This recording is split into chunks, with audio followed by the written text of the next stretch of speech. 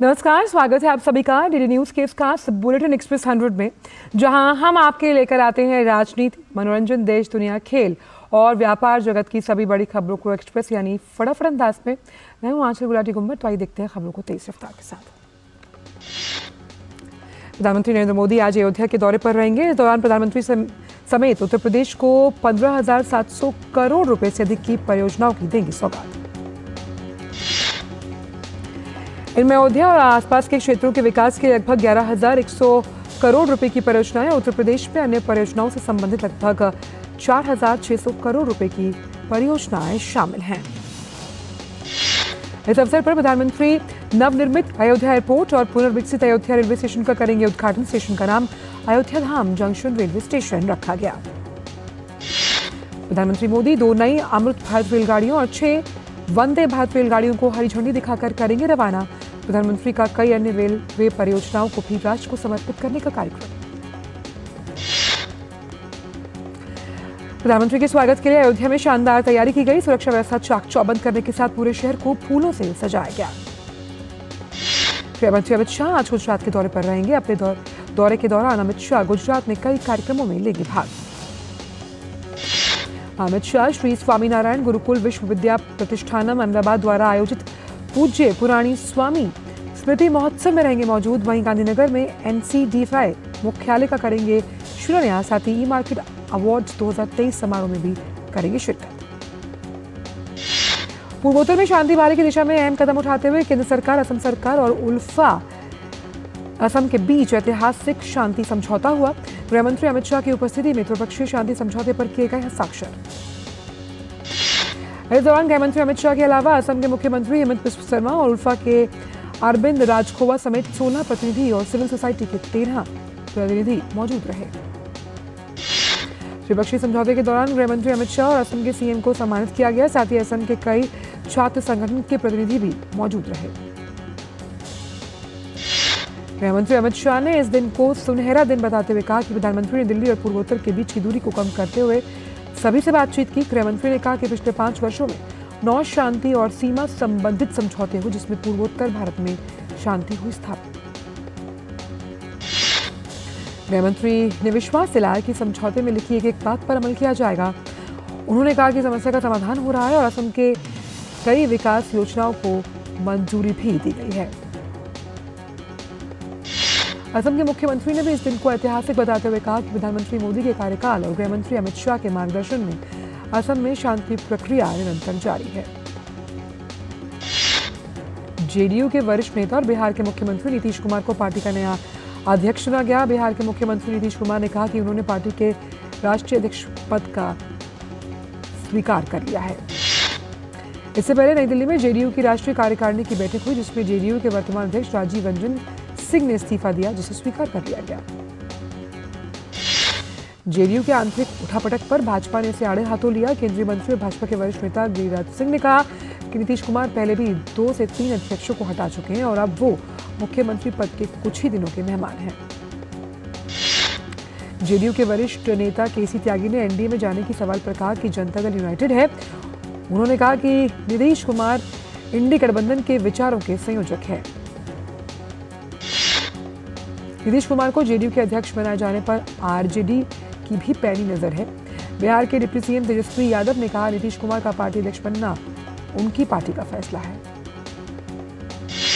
राजनीतिक विश्लेषकों का मानना है कि ललन सिंह को आनंद फानन में अध्यक्ष पद से हटाना जरूर कुछ आंतरिक मामला है।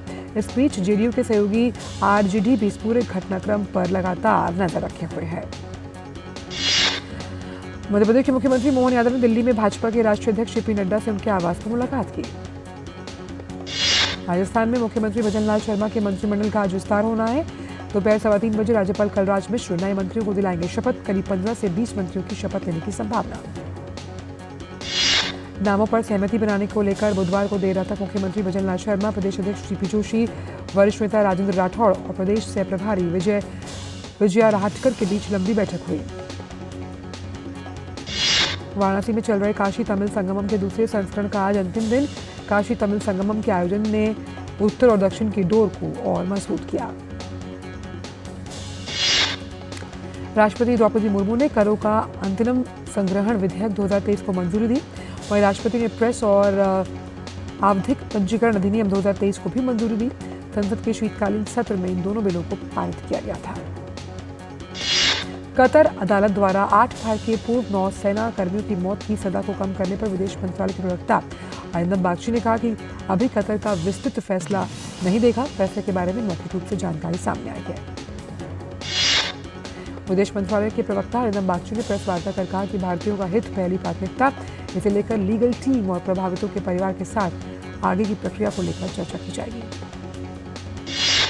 पाकिस्तान द्वारा आतंकवादी संगठनों को संरक्षित करने की नीति पर अरिंदम बागची ने कहा कि हम किसी भी देश के आंतरिक मामलों पर टिप्पणी नहीं करते, लेकिन भारत उन सभी घटनाक्रमों पर कड़ी नजर रखे हुए है जिससे हमारे देश की सुरक्षा प्रभावित होती है। 26/11 मामले के मास्टरमाइंड हाफिज सईद को सौंपने के लिए पाकिस्तान के प्रत्यर्पण अनुरोध को लेकर अरिंदम बागची ने कहा कि संबंधित दस्तावेजों के साथ पाकिस्तान सरकार से हाफिज सईद को भारत में प्रत्यर्पित करने के लिए कहा गया। राज्यसभा के सभापति जगदीप धनखड़ ने राघव चड्ढा को राज्यसभा में आप के आंतरिक नेता के रूप में नियुक्ति के अनुरोध को स्वीकार कर दिया, जबकि संजय सिंह राज्यसभा में आम आदमी पार्टी के नेता बने रहेंगे। शराब घोटाला मामले में ईडी द्वारा संजय सिंह की गिरफ्तारी के बाद राज्यसभा में आप नेता का पद खाली है। इसे भरने के लिए पार्टी संयोजक अरविंद केजरीवाल ने राघव चड्ढा का नाम प्रस्तावित कर राज्यसभा के सभापति को पत्र भेजा, जिसे सभापति ने अस्वीकार कर दिया। केंद्रीय सूचना एवं प्रसारण मंत्री अनुराग सिंह ठाकुर हिमाचल प्रदेश के बिलासपुर पहुंचे। अनुराग सिंह ठाकुर ने जिले के झंडूता क्षेत्र में पहुंचकर विकसित भारत संकल्प यात्रा में शिरकत की। केंद्रीय मंत्री अनुराग सिंह ठाकुर ने कहा कि विकसित भारत संकल्प यात्रा से जनता को आसानी से जन कल्याणकारी योजनाओं का लाभ मिल रहा है और ऐसा पहली बार हुआ। छत्तीसगढ़ की सरकार ने जनता के द्वार तक सरकारी योजनाओं को पहुंचाने का काम किया। विकसित भारत संकल्प यात्रा बागेश्वर जिले के टूपेड़ पहुंची, जहां ग्रामीणों ने सूचना, शिक्षा और संचार बैंक का जोरदार स्वागत किया। यात्रा के माध्यम से ग्रामीणों को सरकार की विभिन्न जन कल्याणकारी योजनाओं की जानकारी दी गई। विकसित भारत संकल्प यात्रा हरियाणा के ओल्ड फरीदाबाद विधानसभा के वार्ड नंबर 28 में भारत कॉलोनी पहुंची। कार्यक्रम के दौरान उज्ज्वला योजना के तहत महिलाओं को गैस सिलेंडर और चूल्हे वितरित किए गए। मथुरा जिले के गोकुल में विकसित भारत संकल्प यात्रा पहुंची तो लोगों ने भव्य स्वागत किया। कार्यक्रम में मथुरा के सांसद हेमा मालिनी ने सरकार की योजनाओं के बारे में जानकारी दी। जयपुर में महिला लाभार्थियों ने राजस्थान के मुख्यमंत्री भजन लाल से मिलकर गैस सिलेंडर के दाम कम करने के फैसले पर आभार व्यक्त किया। राजस्थान सरकार ने 1 जनवरी से घरेलू गैस के सिलेंडर को 450 रुपये में देने का फैसला किया है। भारतीय नौसेना ने एडमिरल की स्कंद पट्टिकाओं के नए डिजाइन का अनावरण किया। भारतीय नौसेना ने बताया कि नई स्कंद पट्टिका इस महीने की शुरुआत में सिंधुदुर्ग में नौसेना दिवस के अवसर पर प्रधानमंत्री द्वारा की गई घोषणा के अनुरूप। बाबर खालसा इंटरनेशनल का सदस्य और गैंगस्टर लखबीर सिंह लाड़ा को भारत सरकार ने आतंकवादी घोषित कर दिया। भारत सरकार ने गैर कानूनी गतिविधि अधिनियम के तहत ये कार्रवाई की। तिब्बती आध्यात्मिक नेता दलाई लामा का धर्मोद्देश्य बिहार के बोधगया में काल चक्र ग्राउंड में शुरू हुआ। 3 दिनों तक चलने वाले इस कार्यक्रम में हजारों बौद्ध अनुयायी शामिल हो रहे हैं। दिल्ली में गणतंत्र दिवस में परेड की तैयारियां जोरों शोरों पर। सुबह कड़ाके की ठंड और घने कोहरे के बावजूद भी जवान कर्तव्य पथ पर गणतंत्र दिवस की परेड रिहर्सल करते हुए दिखाई दिए। गोवा के मुख्यमंत्री ने दक्षिण गोवा के कोटलिम में कई विकास परियोजनाओं का उद्घाटन किया। उत्तराखंड के मुख्यमंत्री पुष्कर सिंह धामी ने मथुरा पहुंचकर 7 कोसी परिक्रमा की, साथ ही गोवर्धन महाराज के दर्शन किए। राजधानी दिल्ली में नए साल के पहले सुरक्षा व्यवस्था कड़ी कर दी गई। दिल्ली पुलिस जगह जगह वाहनों की तलाशी कर रही है। मुंबई में नए साल के अवसर पर यात्रियों की बढ़ती संख्या को देखते हुए मध्य रेलवे 4 विशेष लोकल ट्रेन करेगा संचालित। ओडिशा के भुवनेश्वर में नंदन कानन चिड़ियाघर में नए साल से पहले पर्यटकों की संख्या बढ़ गई। यहां देश के अलग अलग हिस्सों से लोग पशु पक्षियों को देखने के लिए पहुंच रहे हैं।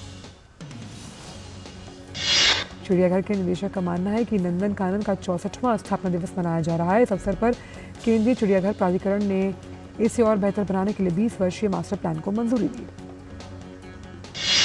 दिल्ली में भी कड़ाके की ठंड पड़ रही है। कोहरे और प्रदूषण की मार झेल रही दिल्ली में शीतलहर ने ठिठुरन बढ़ा दी।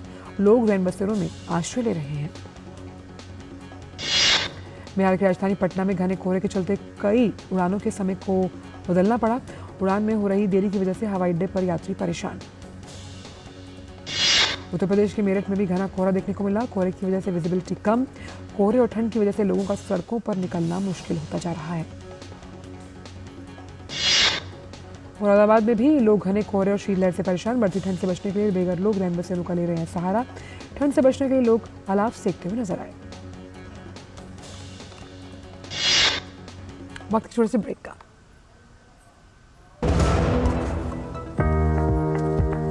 Earlier we were having DCBS system. We got transferred to NPS from DCBS. NPS was found to be more employee friendly, flexible, transparent, and beneficiary can choose their options.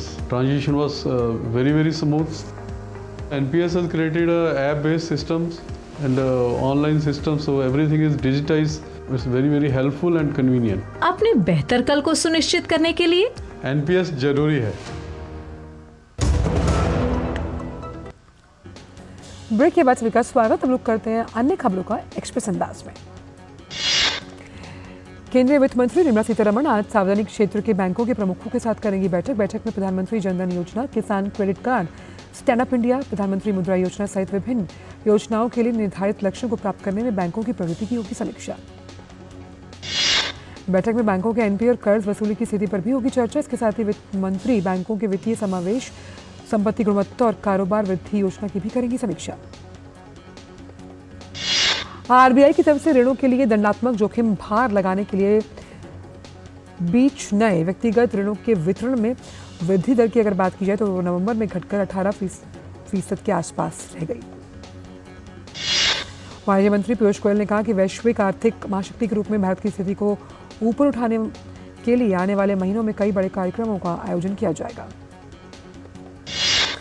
Piyush Goyal ने कहा कि बड़े आयोजनों की नियोजित श्रृंखला राष्ट्रीय राजधानी के भारत मंडपम में 3 से 10 जनवरी तक होने वाले आत्मनिर्भर भारत उत्सव के साथ होगी शुरू।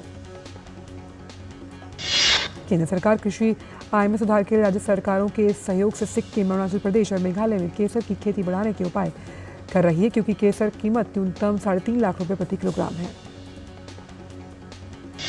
चालू वित्त वर्ष में अप्रैल-नवंबर के दौरान ऑस्ट्रेलिया और भारत का निर्यात 14% बढ़कर 5.8 अरब अमेरिकी डॉलर हो गया। बैंक ऑफ बड़ौदा ने विभिन्न अवधि की जो स्वाधी जमाएं हैं उनकी ब्याज दरों को 1.25% बढ़ाया। इससे पहले एसबीआई ने भी इन जमाओं पर ब्याज दरें बढ़ाई थी। एयर इंडिया एक्सप्रेस ने कहा कि वह 17 जनवरी से अयोध्या को बेंगलुरु और कोलकाता से जोड़ने वाली सीधी उड़ान करेगा शुरू। एयरलाइन ने इस महीने की शुरुआत में अयोध्या और दिल्ली के बीच सीधी उड़ान शुरू करने की घोषणा की थी। रिलायंस इंडस्ट्रीज ने कहा कि वह प्लास्टिक कचरे का रासायनिक रूप से पुनर्चक्रण करने वाली पहली भारतीय कंपनी बनी। आरईएल ने एक बयान में कहा कि इस प्रक्रिया में नई प्लास्टिक के लिए प्लास्टिक कचरे से उच्च गुणवत्ता वाली सामग्री की जाएगी तैयार। औद्योगिक श्रमिकों के लिए खुदरा मुद्रास्फीति इस साल अक्टूबर में 4.45% की तुलना में नवंबर में मामूली रूप से बढ़कर 4.98% हुई। इसका मुख्य कारण कुछ खाद्य पदार्थों की उच्च कीमतें रहीं। महाराष्ट्र के उप मुख्यमंत्री देवेंद्र फडणवीस ने मुंबई में अपने आधिकारिक आवास पर गूगल इंडिया के कंट्री हेड और उपाध्यक्ष संजय गुप्ता से मुलाकात की। संयुक्त अरब अमीरात के आबू धाबी में बैप्स द्वारा भव्य हिंदू मंदिर का निर्माण करवाया जा रहा है। मंदिर का निर्माण अपने अंतिम चरण में। बैप्स के मुताबिक प्रधानमंत्री नरेंद्र मोदी ने इस मंदिर के उद्घाटन के निमंत्रण को किया स्वीकार और प्रधानमंत्री आगामी 14 फरवरी को इस खूबसूरत मंदिर का करेंगे उद्घाटन। इजरायली सेना ने एक वीडियो जारी कर गाजा में खोजे गए नए सुरंग नेटवर्क के बारे में पता लगाया। इजरायली सेना ने बताया कि सुरंगें उत्तरी गाजा पट्टी में हमास के केंद्रीय मुख्यालय क्षेत्र में स्थित थी, बाद में नष्ट हो गई। इजरायली सेना की माने तो सुरंगों में एक बिजली नेटवर्क, एक लिफ्ट, वेंटिलेशन, सीवेज का बुनियादी ढांचा, प्रार्थना कक्ष और विश्राम कक्ष भी शामिल। नाटो सदस्य पोलैंड ने एक रूसी मिसाइल के देश के हवाई क्षेत्र में प्रवेश करने की आशंका जताई। पोलैंड के जनरल ने बताया कि रात भर यूक्रेन पर भारी रूसी हमले के बीच सुबह के समय एक अज्ञात हवाई वस्तु देखी गई। यूक्रेनी वायुसेना के प्रवक्ता यूरी इनाइट ने इस रिपोर्ट पर अपनी प्रतिक्रिया नहीं दी। हालांकि उन्होंने पिछली रूसी हवाई हमलों के दौरान पोलैंड और रोमानिया में इसी तरह की घटनाओं का उल्लेख किया। पोलिश सशस्त्र बलों के ऑपरेशनल कमांडर जनरल मैकियास क्लिज ने ये कहा कि इस हवाई वस्तु ने देश के क्षेत्र में 3 मिनट से भी कम समय बिताया। इसके बाद वो पोलिश हवाई क्षेत्र से निकलकर यूक्रेन के ऊपर वापस चली गई। यूक्रेन में रूस की ओर से किए गए मिसाइल हमलों में 30 लोग मारे गए। हमले में 160 से अधिक लोग घायल हो गए। ये मिसाइलें कीव, ओडेसा, डिप्रापेट्रोव्स्क, खार्किव और लवीव में दागी गई। यूक्रेन ने दावा किया कि रूस ने उसके ऊपर कम से कम 158 मिसाइलें दागी। इसमें महत्वपूर्ण बुनियादी ढांचे, उद्योग और सैन्य सुविधाओं को निशाना बनाया गया। यूक्रेन के सैन्य प्रमुख वालेरी जालझोई ने बताया कि यूक्रेनी वायुसेना के अधिकांश बैलिस्टिक क्रूज मिसाइल्स शाहेद श्रेणी के ड्रोनों को नष्ट किया गया। यूक्रेन ने इसे रूस की अब तक की सबसे बड़ी मिसाइल बमबारी करार दिया। दक्षिण अफ्रीका ने हेग स्थित अंतर्राष्ट्रीय न्यायालय में एक मामला किया दायर, जिसमें आरोप लगाया गया कि इजराइल गाजा में नरसंहार के काम में लिप्त है। संयुक्त राष्ट्र अदालत ने नरसंहार कन्वेंशन के तहत इजराइल के दायित्वों के कथित उल्लंघन से संबंधित कार्रवाई की पुष्टि की। वहीं इजराइल ने इस आरोप को सिरे से खारिज करते हुए इसे बेबुनियाद बताया।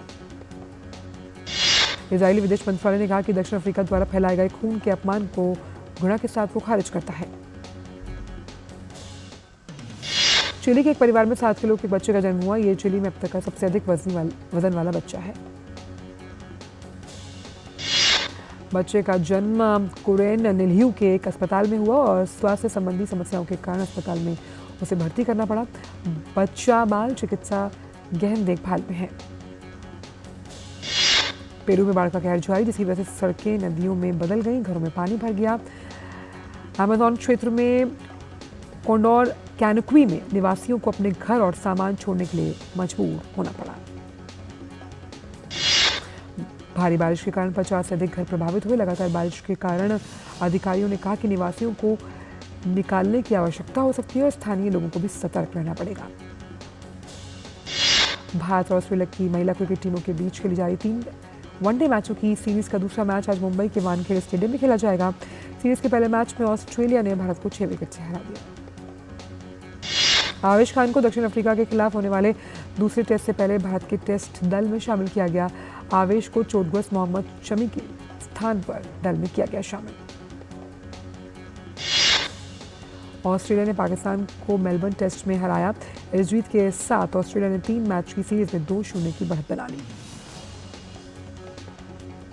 न्यूजीलैंड और बांग्लादेश के बीच खेली जा रही T20 सीरीज का दूसरा मैच बारिश में धुल गया। बांग्लादेश 3 मैच की सीरीज में 1-0 से आगे। ब्रिटेन ने यूनाइटेड कप टेनिस प्रतियोगिता में पहले दिन जीत दर्ज की। ब्रिटेन ने मेजबान ऑस्ट्रेलिया को 2-1 से हरा दिया। स्पेन की टीम ने यूनाइटेड कप टेनिस प्रतियोगिता में जीत के साथ शुरुआत की। स्पेन ने अपने पहले मैच में ब्राजील को 2-1 से हराया। फुटबॉल दिग्गज पेले के प्रशंसकों ने उनकी पहली पुण्यतिथि पर उन्हें याद किया। पेले ने 29 दिसंबर 2022 को दुनिया को अलविदा कहा था। सऊदी प्रो लीग में शुक्रवार को खेले गए मैच में अल अहली ने अल खलील को 1-0 से हराया। ये अल अहली की लगातार तीसरी जीत। सऊदी प्रो लीग लीडर्स अल हिलाल ने शुक्रवार को खेले गए मैच में अल फेहा को 2-0 से शिकस्त दी। अल हिलाल इस सीजन में अब तक का अविजित रहा है टीम। मैनचेस्टर यूनाइटेड के मैनेजर एरिक टेन हैग ने कहा कि वे ब्रिटिश अरबपति जिम रैटक्लिफ द्वारा मैनचेस्टर यूनाइटेड में हिस्सेदारी खरीदने पर ज्यादा ध्यान नहीं दे रहे हैं। उनका सारा ध्यान क्लब के अगले मैच पर। करीना अपनी फैमिली और दोस्तों के साथ छुट्टियां मनाने के लिए स्विट्जरलैंड में। उन्होंने सोशल मीडिया पर फैंस को अपनी यात्रा की झलक दिखाई। फोटोज शेयर की कि वह बर्फीले पहाड़ों के बीच में खड़ी हुई हैं। मेगास्टार अमिताभ बच्चन ने दिग्गज अभिनेत्री हेलन के बारे में किस्सा साझा किया और बताया कि कैसे वह 1943 में द्वितीय विश्व युद्ध के दौरान बर्मा पर जापानी कब्जे से भागकर भारत आई थी। अभिनेत्री रानी मुखर्जी अब निर्देशन करना चाहती। रानी मुखर्जी को फिल्म इंडस्ट्री में आए हुए 2.5 दशक हो चुके हैं। रानी मुखर्जी अपने सिनेमा करियर में कई कामयाब फिल्मों में अभिनय कर चुकी हैं। साउथ के सुपरस्टार महेश बाबू की अपकमिंग फिल्म गुंटूर कारम के नए गाने कुर्ची मतादा पेट्टी का प्रोमो हुआ लॉन्च। ये फिल्म अगले साल होगी रिलीज। किंग खान की फिल्म डंकी को लोगों की मिली जुली प्रतिक्रिया मिल रही है। रिव्यूज मिक्स होने की वजह से जनता के प्यार ने डंकी को सॉलिड कमाई करवाई। प्रभास स्टारर फिल्म सालार ने रिलीज के महज 6 दिनों के भीतर वर्ल्ड वाइड 500 करोड़ रुपए का कारोबार किया। वहीं इंडियन बॉक्स ऑफिस पर फिल्म शानदार प्रदर्शन करते हुए 300 करोड़ रुपए से ज्यादा का बिजनेस कर चुकी है।